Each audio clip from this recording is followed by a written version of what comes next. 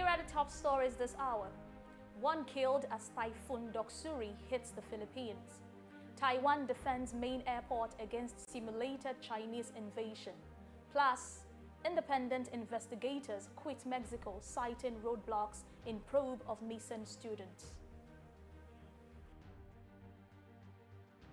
Welcome to the World News on VOPTV. I'm Joy Adesewa Iramaseli. We begin the world news in the Philippines, where a powerful typhoon has led to widespread flooding and landslides, killing at least one person. The incident began on Wednesday. According to the National Disaster Risk Reduction and Management Council, Typhoon Doksuri, known as Egay, in the Philippines has caused flooding across 5 regions and more than a dozen rain-induced landslides. An agency disclosed that 1 victim was killed and 2 others injured in the northern and central regions of Calabazon and West Visayas. The Philippines Weather Bureau stated that the storm made landfall at 3:10 a.m. local time near remote northern Fuga Island. According to the Joint Typhoon Warning Center, the disaster has weakened from super typhoon strength. Doksuri landed with winds of about 220 kilometers per hour, equivalent to a category of 4 Atlantic hurricane. The Philippine Weather Bureau warned that violent and life-threatening conditions were expected in some areas of Luzon, the Philippines' largest and most populous island, as the torrential rains swept the country. Taiwan's Taoyuan International Airport became the scene of a simulated Chinese invasion on Wednesday for the first time ever, as the island military conducted an anti-takeover drill to fend off any possible attack from Beijing. The Ministry of National Defense previously stated that the drill was designed to test the Taiwanese military cross-branch coordination and emergency response capabilities during a simulated Chinese invasion. With military helicopters in the sky and soldiers on the tarmac, the drill at Taiwan's busiest international gateway reflects how Taipei is preparing for multiple scenarios in the face of fear over China's increased military intimidation concerns, which have amplified since Russia's invasion of Ukraine began last year. At Taoyuan on Wednesday, soldiers wearing red helmets to mark themselves as simulated infiltrators engaged in a shootout drill with airport police. Firefighters also practiced putting out simulated fires. Military choppers simulated flying over the airport and deploying enemy troops on the tarmac.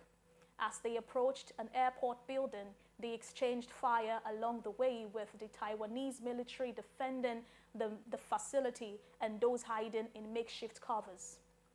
The drill, which lasted for over 30 minutes, wrapped up as the Taiwanese military practiced clearing out residual enemy forces, brandishing Taiwan's flag in the end to signify their simulated successful defense of the airport.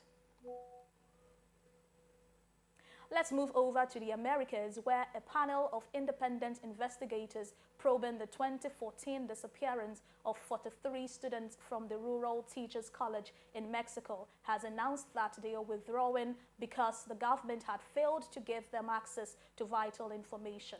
The interdisciplinary group of the independent expert, a committee of jurists and doctors, are in Mexico to investigate the disappearance of the students who vanished during a visit to the southwest city in Iguala. But after presenting their final fact-finding report on Tuesday, the experts stated that they faced a series of roadblocks and would be withdrawing from the investigation and leaving the country next week.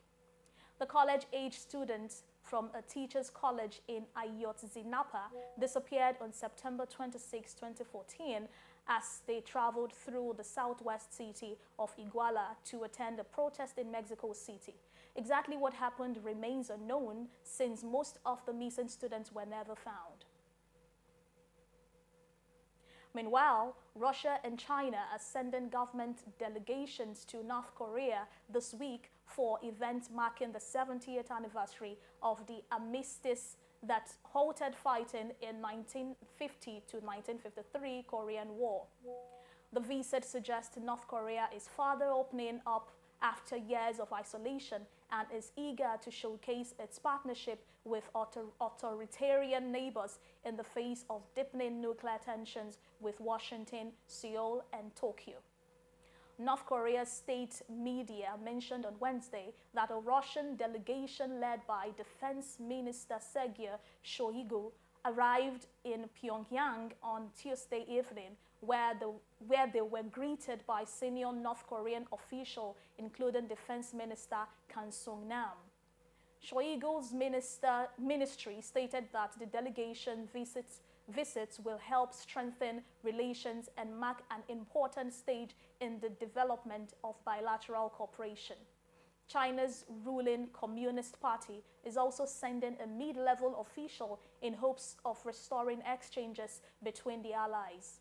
North Korea has been preparing huge celebrations of the anniversary that are likely to be capped off by a military parade in the capital, Pyongyang. Also, leader Kim Jong-un could showcase his most powerful nuclear-capable missiles designed to target neighboring rivals and the U.S.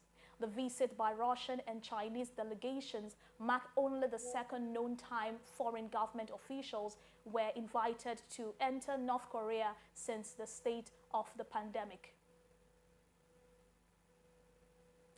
The Biden administration's push to counter China will reach new heights over the coming days as Secretary of Defense Lloyd Austin and Secretary of State Antony Blinken visit island nations in South Pacific to pursue new military and diplomatic outposts in the hotly contested region.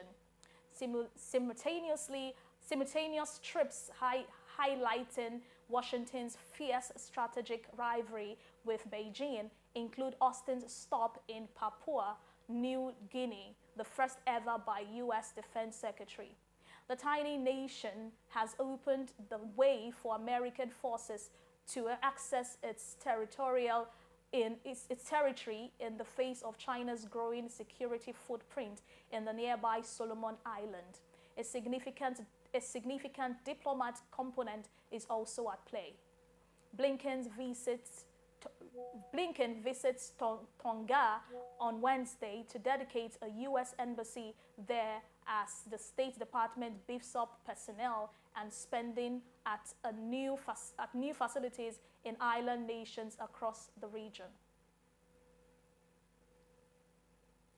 The newly established NATO-Ukraine Council is set to discuss Black Sea security at its inaugural meeting on July 26 in Brussels as Ukrainian and Russian forces are locked in fierce fighting in the eastern region of Kharkiv, where Moscow is attempting to mount an offensive.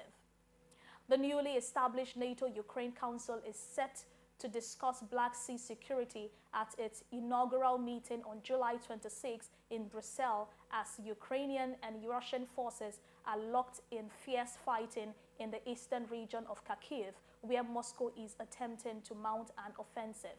The NATO-Ukraine Council is meeting in Brussels at ambassador level following Russia's refusal to extend a grain export deal and Moscow's intensive strikes on Ukraine's grain export installations in the Black Sea port of Odessa and the Danube. Ukrainian President Volodymyr Zelensky said he held a meeting ahead of the first meeting of the NATO-Ukraine Council.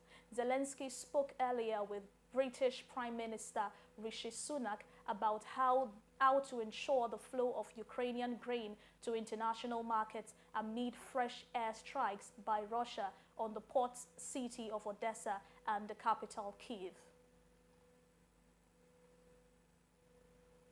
Meanwhile, U.S. intelligence officials have warned that Russia is building a drone manufacturing facility with Iran's help. It could have a significant impact on the war in Ukraine. Russian President Vladimir Putin is preparing to host a summit with the leaders of the African nation in St. Petersburg this week. The discussions will focus on everything from the war in Ukraine to food security and trade. Cameron Hudson, a senior associate at Center for Strategic and International Studies, joins Rosemary Church to discuss the talks. The French capital, Paris, is gearing up to host the 2024 Olympic Games. It hopes to use the Seine as the centerpiece to the global event. The construction for the village that will host some 14,000 athletes is in full swing in the Seine-Saint-Denis department, which is the poorest in mainland France. In Nigeria, condemnation has trailed the conduct of the nation's secret police at a court sitting in Lagos on Tuesday during the appearance of suspended governor of the Central Bank of Nigeria, Godwin Emefiele. The DSS took Emefiele before the court for arraignment on Tuesday, but rearrested and whisked him away, despite the court granting him bail and ordered that he should be remanded at the Ikoyi facility of the Nigerian Correctional Services. The situation led to a clash between DSS operatives and prison officials. Emefiele was arraigned on 2 counts of illegal firearm possessions before Justice Nicholas Owebo. He was brought before the court in a white Hilux van accompanied by heavy armed DSS operatives. On arrival on the court premises on Tuesday morning, Emefiele, who wore a white jalamiya and looked frail, was immediately whisked into the courtroom. When the charges were read to him, Emefiele, however, pleaded not guilty. Finally, the Forces for Freedom and Change have called for the unity of anti-war and civil forces to put an end to the ongoing armed conflict between the regular army and paramilitary forces in Sudan. They made this call on Tuesday. Pro-democracy political forces in Sudan held their first meeting in Cairo since the beginning of the war between Sudanese army and the Rapid Support Forces in April 2020. At the conclusion of the 2-day meeting, the FFC issued a statement declaring their agreement on a political vision to end the war and establish a new Sudanese state. They emphasized the need to initiate a political process that would immediately end the ongoing hostilities. And that's it on World News on VOP TV. We would like you to subscribe and engage us on YouTube. It's Voice of the People TV, and on other social media channels at VOP TV Live. I'm Joy Adesuwa Ramasele, VOP Business, coming up shortly. Thanks for watching.